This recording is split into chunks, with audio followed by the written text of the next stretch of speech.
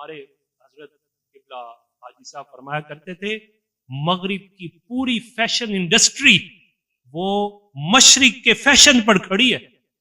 آج اگر ہم فیشن چھوڑ دیں تو پوری مغرب کی فیشن انڈسٹری تباہ و برباد ہو جائے. اور دوسرا فرماتے تھے مسلمانوں کے پاس برکت ہی برکت آ جائے اگر وہ سنت رسول کی توہین چھوڑ دیں.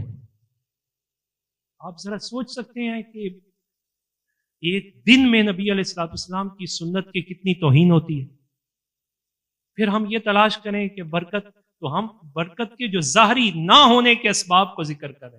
ہم غیر کے لیے خوبصورت نظر آنے کے لیے، کسی کو دکھنے کے لیے اپنے چہرے کا یہ حال کرتے ہیں. ذرا تھوڑا سا تصور کریں، کیا رسول اللہ سے آنکھیں چاڑ نہیں ہونی؟ قبر میں حضور نے فرمایا تو میرے جیسا چہرہ بھی نہیں بنا سکا، تو پھر کیا کریں گے؟ اس وجہ سے کسی کو نہ دیکھے، ادھر ادھر نہ دیکھے، چوٹ لگے تو گنبد خضرا کی طرف دیکھے. کسی کے لیے کیوں کرتے ہیں؟ کچھ کام رسول اللہ کے لیے بھی کیجیے، کریم آقا صلی اللہ علیہ وسلم کی رضا اور خوشنودی کے لیے کیجیے. مصطفیٰ جان رحمت صلی اللہ علیہ وسلم فرماتے ہیں اب صحابہ کرام رضوان اللہ علیہم اجمعین کی کیفیات کیا ہیں، وہ کتنی حفاظت فرماتے تھے ان معمولات کی.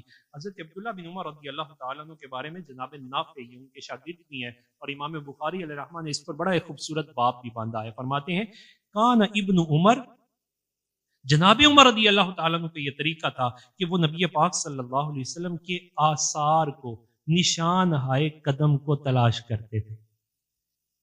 یہ مغرب کی سازش تھی، اور وہ مغرب کا نظام تھا. وہ یہ چاہتا تھا کہ ان کے دل میں تم محبت رسول کو کم کرنا چاہتے ہو نا، نسبت رسول کی قدر کم کر دو، آثار رسول کو مٹا دو. یہ ہمارا انتہائی لیمبک سائیڈ ہماری، اور افسوس کا مقام تھا کہ مسلمان اپنے ہی نبی کے آثار کو یہ کہہ کر منہدم کر دیتا ہے کہ یہ معاذ شرک کے قریب لے عالمیہ.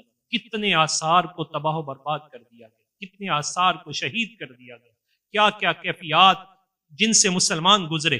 جناب عبداللہ بن عمر رضی اللہ تعالیٰ عنہ اس تلاش میں رہتے تھے. امام بخاری فرماتے ہیں کہ مصطفیٰ جان رحمت نے قدم کہاں رکھا ہے، حضور نے وضو کہاں فرمایا ہے، حضور نے نماز کہاں ادا فرمائی ہے، نبی علیہ الصلوۃ والسلام نے کوئی تنا کہاں لگایا ہے.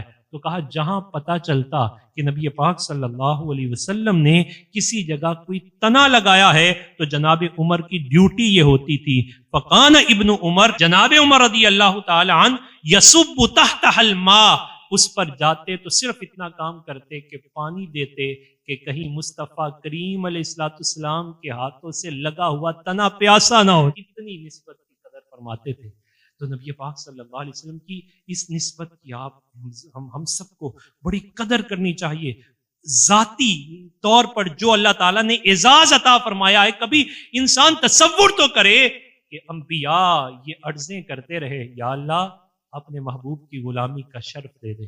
میرے اور آپ میں سے کسی نے کوئی اپلیکیشن دائر نہیں کی، اللہ تعالیٰ نے محض اپنے فضل سے اپنے محبوب کی غلامی کا شرف عطا فرمایا. سوچ کے بندہ، انسان اپنے آپ پہ فخر کرتا ہے، مل گئے مصطفیٰ اور کیا چاہیے، فضل رب العلا اور کیا چاہیے. اور کل قیامت کے دن بھی اس اعزاز کی قدر ہوگی، اعلان ہوگا امت مصطفیٰ ادھر آ جائے، حضور کی امتی ادھر آ جائے، حضور کے غلام ادھر آ جائے. نسبت رسول صلی اللہ علیہ وسلم، جس جگہ پہ کوئی مشکل کام ہوگا، جہاں بھی مشکل ہوگی، حضور فرماتے ہیں میں اپنے امتیوں کے لیے وہاں کھڑا ہوں گا.